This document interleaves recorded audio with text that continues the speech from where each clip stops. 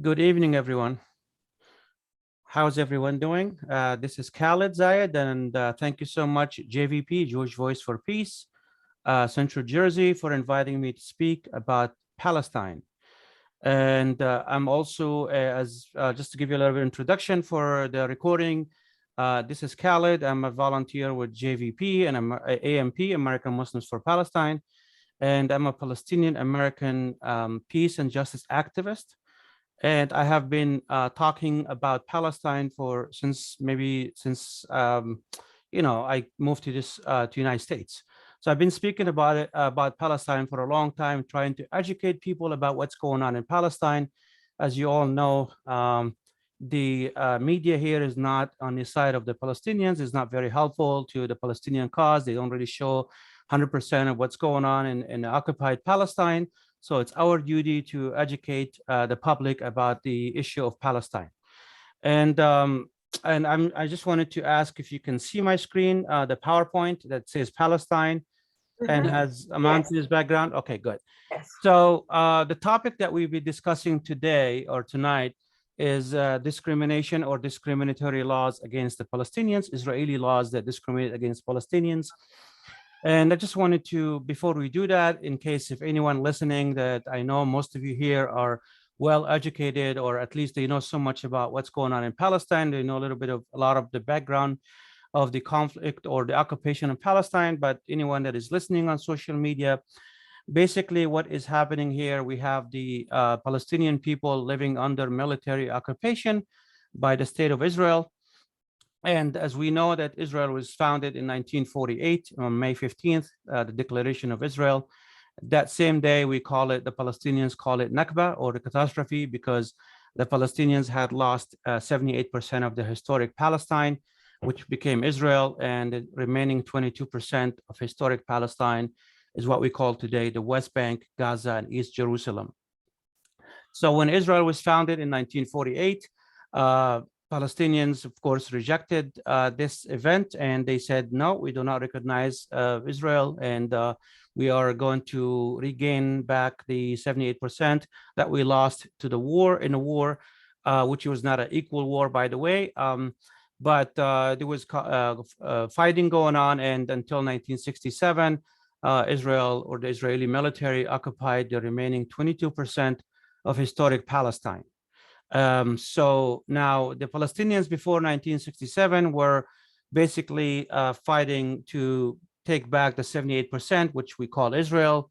And after 1967, the conflict or the struggle shifted for the Palestinians to be fighting, for the 22%. And even Yasser Arafat and the PLO, they recognized Israel in 1993 with the Oslo Peace Agreement.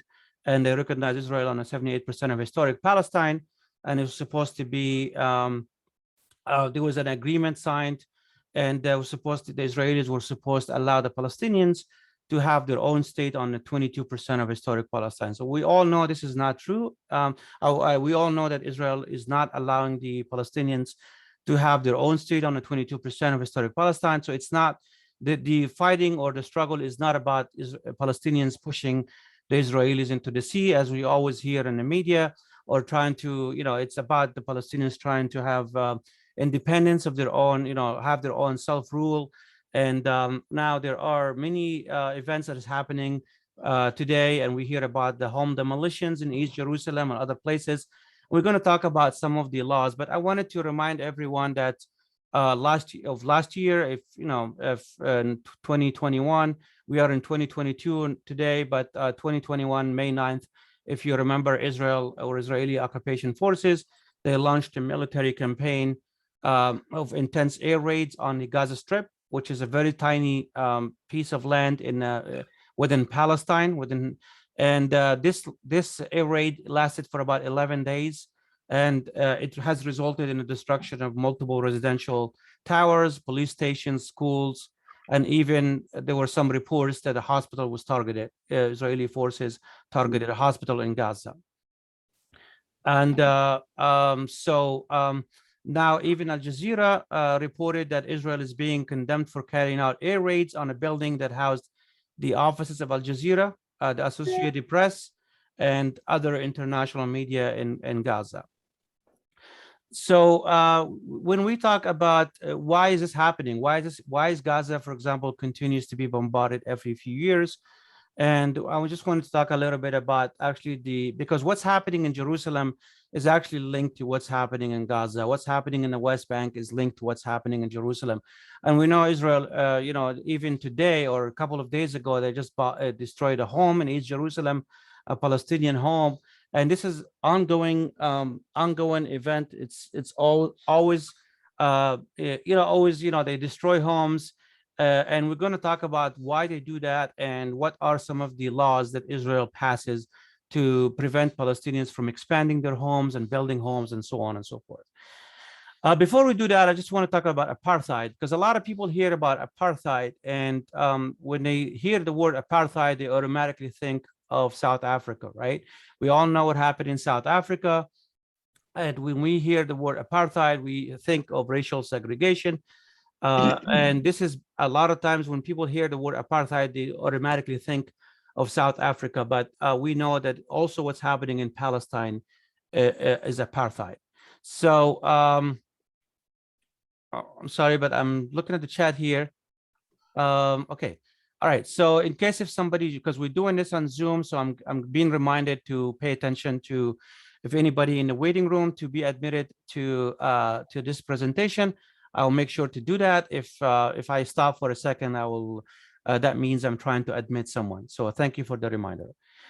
So the question is apartheid. There's some definitions that I was able to bring regarding apartheid, and one definition here is denial. By the way, when I define the word apartheid, I'm going to try to link it to what's happening in Palestine. I'm going to ask the question, this is what's really happening in Palestine? So here there's a definition that says denial to a member or members of a racial group or groups of the right to life and liberty of a person by arbitrary arrest and illegal imprisonment of members of the racial group or groups. And we know this is happening in Palestine, where we have this arbitrary arrest happening daily, all the time in East Jerusalem, in West Bank, even in what is Israel proper, like in 1948 historic Palestine, what we call Israel. Even Arab citizens or Palestinian citizens also get arrested as well. We know a famous leader, Raed Salah, who is just released from prison a few weeks ago. He's a Palestinian leader, and he's been arrested so many times. So a lot of this imprisonment or arrest is happening without due process. I'm going to be talking about administrative detention as one of the laws that discriminate against Palestinians. Another definition is deliberate imposition on racial group or groups of living conditions calculated to cause its or their physical destruction in a whole or in part. And we see that happening in Palestine as well.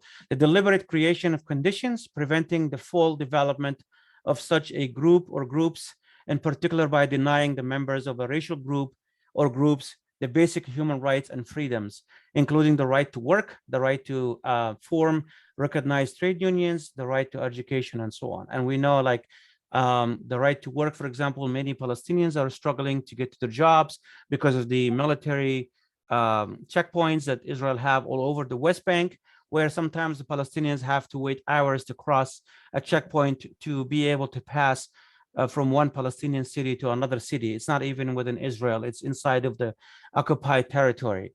And that causes a lot of hardship. And even my own experience when I traveled to Palestine, to the West Bank, I was able to go through some of the checkpoints, and I was just not, I was just shocked to see how Palestinians go through this every day. And the UN, this is from the UN's International Convention on the Suppression and Punishment of the Crime of Apartheid. This is in reference to South Africa, but just given the definition here is the Article 2 talks about, for the purpose of the present convention, the term the crime of apartheid, which shall include similar policies and practices of racial segregation and discrimination as practiced in Southern Africa, shall apply to the following inhuman acts committed for the purpose of establishing and maintaining domination by one racial group of persons over any other racial group of persons and systematically oppressing them. And this, we see exact same thing happening in occupied Palestine that we see here in this text regarding South Africa. So Human Rights Watch, this is from their website, and they reported that Israeli government's policy of boxing in Palestinian communities extends beyond the West Bank and Gaza to Palestinian towns and villages inside Israel. And one of the famous case we hear about is the town of al-Fahm, which is an Arab town inside of what is inside of Israel. And that is a majority Arab town, but there was a report on Al Jazeera where they talk about discrimination and lack of resources available to the Palestinian citizens of Israel in that town. The also Human Rights Watch reported that the decades of land confiscations and discriminatory planning policies have confined many Palestinian citizens to densely populated towns and villages that have little room to expand. Meanwhile, the Israeli government nurtures the growth and expansion of neighboring predominantly Jewish communities, many built on the ruins of Palestinian villages destroyed in 1948. And many small Jewish towns also have admissions committees that effectively bar Palestinians from living there. And talking about the confined many Palestinian citizens to densely populated towns, I have seen this in my own eyes, where Palestinians, when they try to build a house, for example, you have a house with your house in the West Bank, any of the towns in the West Bank, and they wanted to expand the house or build another house. Let's say, you have a father and a family that having their kids, and the kids grow and they want to get married, they want to expand their house. And it's almost impossible for Palestinians to get a permit to expand that house. Even inside, I'm talking about towns like Ramallah and Hebron and things like that. So you have to get a permit from the Israeli military to either expand your house or build a new house. And a lot of those permits get rejected, so it becomes really difficult. So some Palestinians, what they end up doing is they end up just building the house without the permit. And then when Israel, most of the cases they find out, they come and they force the Palestinian owner of the house to destroy that house. And they tell them you have two options. You either destroy it with your own hands, like you bring your bulldozer, rent it out or whatever, hire some contractor to destroy it, or we can destroy it for you, but we have to charge you for it. We have to charge you to destroy your own home. And so this has happened all the time. And we have the Salhiya family that was all over social media. Their house was just destroyed, like I believe was yesterday or 2 days ago. And they end up being homeless. And I was watching Al Jazeera or one of the, I believe Al Jazeera English, where they showed a video of the Israeli military preventing the international journalists from going into that area to cover the destruction of that house. And they only allowed Israeli media sympathetic to the Israeli government. And they only showed a video of Israeli soldier giving a blanket to one of the women from that house to cover her. So she's basically showing the good side of the Israeli military, giving her a blanket to cover herself in the middle of the night because they lost their home, but they won't allow you to show a video of the house being destroyed. And this is actually I just watched this today on one of the, I think it's called Inside Edition, one of the programs on Al Jazeera, they were talking about it. So Amnesty International reported that Israel continued to impose an institutionalized discrimination against Palestinians living under its rule in Israel and the occupied Palestinian territories. And also Amnesty goes on to say it displaced hundreds of Palestinians in Israel and the occupied West Bank, including East Jerusalem, as a result of home demolitions and imposition of other coercive measures. I personally believe they displaced thousands of Palestinians, not hundreds, but Amnesty reported hundreds. Because this happens all the time, and they destroyed thousands of homes since 1967. So I'm not sure how you can say hundreds of Palestinians if you have destroyed thousands of homes. So, but anyway, now we talk about Israeli laws that discriminate against Palestinians. There are currently more than 65 Israeli laws that discriminate against Palestinian citizens in Israel and the Palestinian residents of the occupied Palestinian territories. And when we say occupied Palestinian territories, we're talking about the West Bank and Gaza, because I'm sorry, West Bank and East Jerusalem. Gaza is no longer, we have actually someone trying to join, so let me admit that. We have a Gaza is under siege, but it's not military. There is no Israeli military inside of Gaza.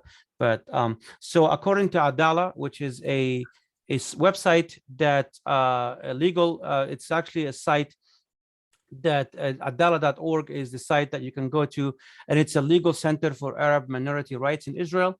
And they have many of these laws they talk about in their website, some of the laws that discriminate against Palestinians. And I'm going to I extracted some of these laws from that site, but I also included some of the other laws that are not included in that website. So some of the laws they talk about on adala.org is the stop and frisk law, and there are like NGO funding transparency law of 2016. There is expulsion of MK's law, and there is many other laws that I'm going to be talking about, of just a few of them. And what I'm going to start with this law that was passed in 2018 by the Israeli Parliament, Israeli Knesset. And this is the latest. I'm not aware of any other law passed after 2018, but this is the one that's called the Jewish Nation State Law. And that law is basically has three different points in that law, where one, it states that the right to exercise national self-determination in Israel is unique to the Jewish people. And there is the second point, is establishes Hebrew as Israel's official language and downgrades Arabic. So Arabic used to be the second official language. It was downgraded, and it's widely spoken by Arabs, Israelis, to a special status. So they downgraded Arabic from the second official language to a special status language. I'm not sure why they did that. 20% of the population of Israel is Arabic-speaking citizens, Palestinians who remained in their homes in 1948 and who later took Israeli citizenship. But they are Palestinians, they are Arabs, they speak Arabic. So we have 20% of the population. Now their language is downgraded from official language or second official language to special status language. And the third point under that Jewish Nation State Law of 2018, establishes the Jewish settlement as the national value and mandates that the state will labor to encourage and promote its establishment and development. So when we talk about Jewish settlements, we're talking about primarily in the West Bank, because most of the settlements are, built in the West Bank, in occupied Palestinian territories. So when you have a Palestinian town, it's inside Israel, that's not a settlement. That's just a town, right? That's just a community. But when we're talking about settlements here, we mainly refer to settlements that built on Palestinian lands inside of the West Bank, which is less than 20% of the historic Palestine. And if you go to the West Bank, if any one of you have been to the West Bank and you drive all over the West Bank, you will see that a lot of those settlements, built around Palestinian towns. So usually they are built on hills. So if you go to Ramallah, for example, this is my area where my family is from, outside of Ramallah, you will find that settlements exist all over. So you have multiple villages, and they are surrounded by Israeli Jewish settlement that are built on top of the mountain or top of the hills. So basically, they usually make sure that the settlers they can see the Palestinian villages from the top, and they have roads that link those settlements to each other. So I remember I've seen there are roads that only Jewish-only roads that only built for settlers that the Palestinians cannot drive on. And usually those roads are built in a good condition for Israeli settlers. They're not really, and the Palestinian roads are not really that big or that nice. So Palestinians end up driving on their own small roads, but they can drive on Israeli settlement roads that built inside the West Bank. And there's another law, it's called the Law of Return. This was actually was a law that was passed in 1950. And this defines the Jewish national as someone born of a Jewish mother or has become converted to Judaism and is not a member of any other religion. The law returned extra-territorialized Jewish nationality and conferred exclusive rights to Jewish nationals to enter Israel, obtain citizenship, and to settle anywhere within Israel's restrictions, including the West Bank settlements. So someone who is can actually prove that they are of a Jewish descent. They can go from New York or anywhere. They can go live in the West Bank. But someone like me, Palestinian, whose parents, my father and grandfather and grandfathers, they all lived in Palestine, grew up in Palestine. I can't actually get a permit to live in the West Bank. I'm not talking about Israel. I'm talking about the Palestinian occupied territories. So this is from if you follow Nora Erakat, she wrote about this, and she has a big article on her website that talks about this, the law of return, and I took this from her website. And there's a nationality law, and or is also known as the law of return, the law of return, and then you have the nationality law, and this is better understood as the citizenship law, because the law affords automatic citizenship to Jewish nationals while denying citizenship and residency rights to Palestinians who were driven out, repealed the Palestinian citizenship order, and resulted in a de facto denationalization of the entire Palestinian population. And this renders stateless the Palestinian refugees driven from their homes in 1948 war, as well as those residents in the West Bank, including East Jerusalem and Gaza. So some refugee who is now still live in Lebanon or Syria, they no longer have the Palestinian nationality. They can't go back, and they have a status.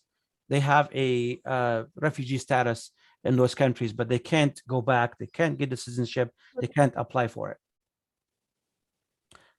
Does anybody have any question, or should I continue? And we can leave questions to the end. Okay. All right. I guess we can do that. Now, the next, it's called, one of the other laws that I wanted to talk about is the administrative detention. And many of us heard about this administrative detention. And basically, even the European Parliament condemned it. They wrote a whole paper about it, and it was published. If you go to the Europe, I can actually give you the link to it in a chat. Later on, actually, I put it right here. They talk about Israel's policy of administrative detention, and they go on to say that it is a preemptive measure that allows authorities to detain suspects before the trial. And but they say here that as of April 2012, there were 309 administrative detainees in Israeli prisons, contributing to the total tally of 5,000 Palestinians in Israeli jails, including 27 members of the Palestinian Legislative Council. And great many of those prisoners, some 2,000, have been on hunger strike since April 17, demanding better conditions. So administrative detention is basically a preemptive measure here, as I said, that allows authorities to detain suspects before the trial. Israeli authorities use this administrative detention principally to constrain Palestinian political activism and apply the procedure for an unlimited period of time without pressing charges. So you could be arrested for like 6 months under administrative detention without being told why you have been arrested. And after 6 months, the administrative detention could be renewed for another 6 months, and so on and so forth. So there was one of the Palestinian activists whose name is just skipped me right now, but he he was on a hunger strike for over 140 days, I believe, because he was arrested under administrative detention, and they kept renewing this administrative detention. So he went on a hunger strike, and he lost most of his weight. I mean, lost like probably more than half his weight, and he was released by Israeli authorities just a few days ago, or maybe I think like 10 days ago. Yes, thank you, Yoshi, for giving his name, Hisham Abu Hawash, and he went on a hunger strike for 41 days. So, so again, Israel employs this measure extensively and routinely, and has used it to hold thousands of Palestinians for lengthy periods of time. And this is according to Israeli human rights organization, B'Tselem. And they go on to say, while detention orders are formally reviewed, this is merely a semblance of a judicial oversight. as detainees cannot reasonably mount a defense against undisclosed allegations. So a lot of times they get Palestinians get arrested. They are not being told what the crime that they have committed or what is the charge against them. So they can't really defend themselves. They don't know what is happening to defend themselves. Even their lawyers do not know how to defend them because they have no charge. According to Israeli law, military order number 1229, administrative detention is legal in the occupied territory. So the Israeli military claims it's illegal. This allows military commanders to hold an individual in custody for 6 months. And actually, I put the name there. Hisham Abu Hawash is one example. He went on a hunger strike and he was released just a few days ago. Israel routinely renews these detention orders. So this person, individual Hisham, he was arrested. He was held for a long time, but he was never told, what crime he's committed, what the charges are, and he ended up going on a hunger strike. And this is not the first time. Many other Palestinian prisoners before they have done this. They have gone on a hunger strike, and they gained their freedom by doing that. So this administrative detention that does not have a time limitation, and the Israeli occupation forces can and does detain Palestinian prisoners indefinitely. So here we can see administrative detention is a practice of imprisonment without trial or continued imprisonment after a sentence has been served. Even sometimes you serve your own sentence, like say 5 years, 6 years, 10 years, they can still detain you after you serve your sentence. Imagine if we are in the United States and you get imprisoned, you commit a crime or a minor crime, you get jailed, and after you serve your sentence, they tell you cannot leave, you have to stay. And they don't tell you why. And this is basically one of the practices of the Israeli military. So, and this is another discriminatory law against Palestinians. Is something called the Absentees Property Law, and it defines persons who were expelled, fled, or who left the country after November 29th, 1947, mainly due to the war, as well as their movable and immovable property, mainly land, houses, and bank accounts. And they use that as under the absentee law to confiscate that property. So property belonging to absentees was placed under the control of the state of Israel within the custodian of the absentees property. The absentees property law was the main legal instrument used by Israel to take possessions of the land belonging to the internal and external Palestinian refugees, and something called the Muslim Waqf, which is basically belongs to like a mosque or a famous place of worship and things like that, or a religious school and so on. And another discriminatory law, this is taken from adala.org. Adala in Arabic means justice. That's what adala means. And the use of Hebrew date law mandates the use of the Hebrew calendar in all correspondence and publications issued by the state authorities. There is no such a law regarding the use of Islamic calendar for the 20% of the population who are Arabs and Muslims. Majority of them are Muslims. Some of them are Christians, but yeah. And actually, this is, and there are estimated 2,000 or 7,000 children have been detained, interrogated, prosecuted, and or imprisoned within Israeli military justice system, an average of 2 children each day as of 2020.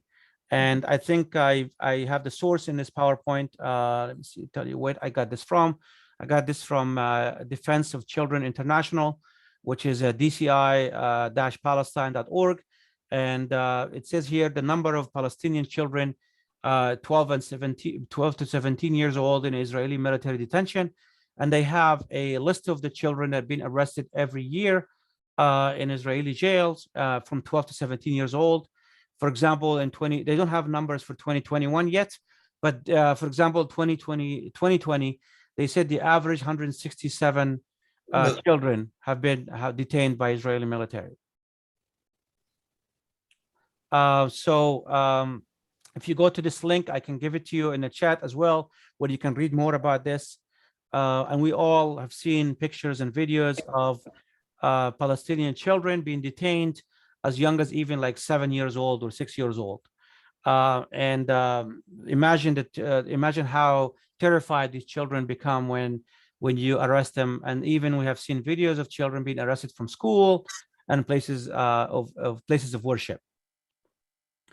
This is here. Currently, hundreds of Palestinian children are held in Israeli prisons. And this is, you can see here, Israeli Palestinian child being detained, and his mother or grandmother is visiting him in prison. So you can see how terrified he is by the look on his face. And this has happened often for many Palestinian children. So here, Moshe Dayan, which is the Israeli Minister of Defense, early on, he said, before their very eyes, we are possessing the land and the villages where they and their ancestors have lived. We are the generation of colonizers, and without the steel helmet and the gun barrel, we cannot plant a tree and build a home. So since September 2000, this code has probably been updated by now, but they talk about 850 schools, temporary closed Palestinian schools, 185 schools shelled and fired upon by Israeli soldiers, and then 11 schools completely destroyed, and then 9 vandalized. So every single aspect of Palestinian life is under direct, constant, brutal occupation, physical and psychological. You can see here children, these are school children. They haven't crossed the road, and this is probably a checkpoint where you can see here the Israeli soldier on the right side where they have to cross. There is a gate probably they have to go through, and they could be held on there for a long time. They don't have to, Israeli soldiers don't have to admit them. They don't, a lot of times they just keep them waiting for a while. So, and these are Palestinians that have to cross. These are not Palestinians that have to cross into Israeli towns. They have to cross a checkpoint between a Palestinian town to another Palestinian town. So I have personally crossed some of these checkpoints, and the last time I did, I went 5 years ago. I was crossing a checkpoint, a Colombia checkpoint, to go into Jerusalem, but luckily I was going in with an American passport, so I was able to quickly go in. But these are Palestinians that they have to show their permit to cross between one town to another town, and they could be held there for hours in some cases. And you can see here the blockade. This is some of the other laws and discrimination against the Palestinians, is that you can see on the top here, on the top of the hill, this is an Israeli settlement. And, like I said to you before, usually the Israeli settlements are top of the hills, and the Palestinian towns or villages usually on the bottom. So the Palestinians can't build on top of hills. And you can see here the Israeli license plate, the Palestinian license plate is a different color from an Israeli license plate. You can see the one is green and one is yellow. The Palestinians, even in the West Bank, now I'm not talking about, the Palestinians can't even drive in Israel. I'm talking about the Palestinian license plates that drive inside the West Bank. They have to have their different color license plate from settler license plate. So if Israeli settler drives his car or her car, they have a different license plate. So this is an Israeli license plate. This is a Palestinian taxi right there, who has a green color license plate. You can see here, not only that the Palestinians have different color license plates for their cars, they have different color IDs. Their IDs has to be a different color when they cross. So, and then they have different roads they only certain roads they can drive on, and there are other roads they cannot drive on. And so this is just taken from like South Africa, picture I just put there in apartheid. It says boundary between white and all races area. So, and what's the difference between that and what we see here in Palestine, in occupied Palestine? There's no difference. We can see those barricades, where Palestinians can't go across certain areas and certain roads. Again, about South Africa, but we're talking about Palestine, just to show you some of the examples. But I want to stop here and just to give you, there are, like I said, if you go to Adala, which I posted the link in the chat, some of the laws that they talk about that discriminates against Palestinians. There are over 65 laws, and they have a law called anti-boycott law, which was passed in 2011, and which is basically prevention of damage to the state of Israel through boycott. So there's a lot of different laws there that Israel passed, And I want to just end this presentation by, because I know we only have 1 hour for the presentation and questions and answers. So I'm going to just stop here. And actually this presentation is 69 slides, but I only cover 30 slides. So I'm not going to keep going on. It's going to go for a long time. So what I wanted to do is I wanted to just tell you, and by telling you or just recommending some of the things that you can help. When people ask, how can I help the Palestinians? I say, first of all, educate yourself. And that's what we're all doing today. We're all learning, and become, share what you learn. Don't just take what you learn and keep it there. Share it with other people. If you have social media accounts, share it on social media. Let other people know what is going on in occupied Palestine, and get active locally. Join the Palestine solidarity activities. And you can join groups like Jewish Voice for Peace, AMP, American Muslims for Palestine, Al-Auda. There are many other groups. Boycott, buy Palestinian-made goods. And this is my, and I'm not sure how JVP, this is just my own recommendation, is use, I personally believe in the BDS movement. So, and then also go to Palestine and experience it for yourself. Don't just take my word for it. Don't just take what I tell you, or, I'm sure many of you already traveled there and many of you are aware of these things. But if you don't really believe me, if you never heard me talk about this or never heard anyone talk about Palestine before, and you really want to believe, experience it for yourself, go into the West Bank and see what the checkpoints look like. Look at the Israeli roads. Look at the settlements. I mean, you can get to see that for yourself. So I'm going to end it here, but I wanted to thank you all for listening to me, and hopefully we'll all learn something today. But if you have any question for me, this is the time to ask questions or make a comment.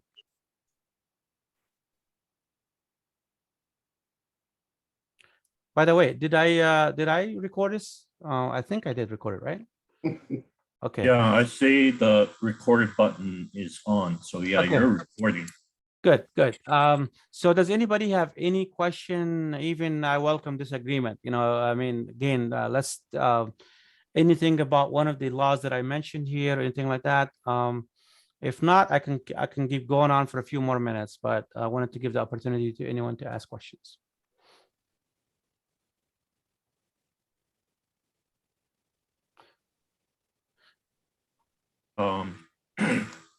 I want to help people with asking the question. So maybe why don't people who want to ask a question type stack in the chat, and then we'll, tap people in the order in which they typed. You can also make a comment if you have no question. And you can, there's an option to raise your hand in a Zoom. So if you want to say something. Yeah, that's an option as well. If you click on reactions on your Zoom window, there should be a prominent button that says raise hand. That's an option as well.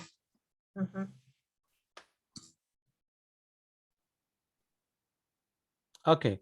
Also, it was yes, it was also mentioned in the chat. You can also, for any college student, you can join the Justice for Palestine. Many different groups on campus. You can join them and you can participate. You can learn from them. You can teach them something if you know something about what's going on. There's a lot of different things you can do, but you also, like I said, get involved. Talk to your representative in Congress or the senators, and just to tell them to do something. There are a lot of different ideas out there, like resolutions and things like that. The Palestinians have been under constant occupation since 1948 and then 1967, and some of the misconceptions that the Palestinians don't want to have, they don't want to have peace, but we know that the Palestinians already recognized under the PLO or under Fatah, they recognize the state of Israel. Now the Palestinians don't have their own state. They don't have a freedom of movement. They can't move around. And it's just every single day or every single week, you will find a story that a Palestinian family lost their home. Palestinian children get arrested. It's just been going on for so long. And we as Americans, we have a lot to do. We have a lot of power to make changes, and we can do it. We just have to educate ourselves, and we have to tell people try to pressure the politicians to do something about it, especially that the U.S. is giving Israel. So what's the amount here? $18 million a day, if I'm correct, if I'm not mistaken. A year. Yeah, so we our the taxpayers, the U.S. taxpayers, we pay for this $4 billion a year, but if you do it by day, it's like millions of dollars a day. So it's a lot of money. Yep. Right. So okay, I guess if no one has any question, we can go ahead and I had a comment and a question. yes, go ahead, Roberta. I wanted to thank you, Khalid, for this comprehensive important presentation, and I hope it gets wide viewing. I also had another comment. The last time I went to the No Way to Treat a Child webinar, which is brought to us by the Defense for Children International Palestine, they said that the Israeli military who are detaining Palestinian children in their prisons are no longer providing accurate or up-to-date information about the numbers of children that they have interned. And the DCIP is trying to rectify that, because that goes against any kind of international humanitarian law. Yeah, exactly. I agree with that. And just arresting that many children, just devastating. It's devastating for the child. It's devastating for the family of the child. I mean, arresting child as young as 7 years old or 9 years old, it just doesn't make any sense. Why is a child being a threat to one of the largest militaries on earth? I mean, and not knowing the exact number, and the number I shared earlier in my presentation is taken from DCI, but it's probably, like you said, Roberta, is not accurate because we don't know exact number. It might be a little bit, I'm sure it's higher. And even the number I shared here from Amnesty, where it talks about hundreds of Palestinians, became homeless. I would say thousands, not hundreds, because we know there's thousands of homes been destroyed since 1967. So, but thank you for that comment. Do you have a question? Roberta, you said you have a comment and a question. I addressed everything I wanted to. Okay, sorry, I thought you have a question for me, but thank you for that. Anybody else have any question or comment? We are coming close to an hour, so we will probably wrap it up if nobody has any comment or question. But again, thank you for, I think somebody raised their hand and I'm not sure who that is. It's Sam. Sam, hey Sam. Hi. I always have the question when I hear presentations about Israeli law, or for that matter, to a lesser extent, United States law, about the extent to which the authorities and the racists, citizens, actually obey any of those laws, and the extent to which the various forms of oppression that people have to suffer through is is essentially outside the law, although no one gets punished hardly ever. Yeah, and that speaks of the Israeli settlers. We have seen many videos and pictures of settlers actually attacking Palestinians in the occupied West Bank while the Israeli soldiers are standing there watching and not doing nothing about it. And I think there was like a video or a picture of even an Israeli settler taking a weapon and shooting Palestinians while Israeli soldiers standing there and watching. So, protecting the violent settler attacking Palestinians and not doing anything to stop him from attacking Palestinian civilians, it just outrageous. And what do you expect the Palestinians to do in this case? And it happens all the time. And if you follow the news daily, you will find every once in a while there is a story of settlers coming down. Like I've showed you that picture of the Israeli settlement on top of a hill. they come down on a village and they start attacking the civilians. And of course, the Palestinians are not allowed to have arms. They're not allowed to carry guns. So they can't, it's a crime for a Palestinian to carry a gun. So, but the Israeli settlers have they have automatic guns, machines. They have, so they can come in and they can attack the Palestinians, and the Palestinians have nothing to defend themselves with, except some stones or rocks that they can take from the street and then throw it back to defend themselves. So it's just sad, but you know, what are the Palestinians supposed to do in this case? I mean, it's a good question. All right, thank you, Sam, for making a comment. I'll give you a chance for anybody else that wants to make a comment or ask a question. Like I said, there are a lot you can do, but we will continue doing these types of presentations for education purposes and make people aware. We're going to post this on social media. And please, anytime you see something like this, share it with other people so people can learn. And we should be the alternative media. So I would thank you, everyone, for this. And then I will go ahead and stop sharing and then stop recording. And we can continue the meeting that we have. But I'm going to stop recording right now if nobody else has any question or comment.